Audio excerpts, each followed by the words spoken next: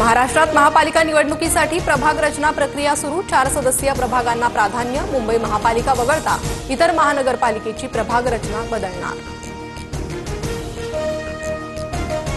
शरद पवारांच्या राष्ट्रवादीच्या प्रदेशाध्यक्षपदी शशिकांत शिंदे आणि राजेश टोपेंच्या नावाची चर्चा। काल जयंत पाटलांकडून राष्ट्रवादीच्या प्रदेशाध्यक्षपदाच्या राजीनाम्याचे संकेत।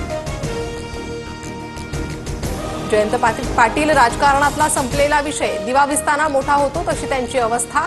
गोपीचंद पडळकरांची जयंत पाटलांवर टीका।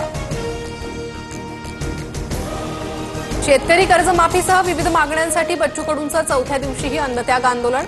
आज जरांगेकडूंना भेटणार तर अमरावतीत प्रहार कार्यकर्ते आक्रमक।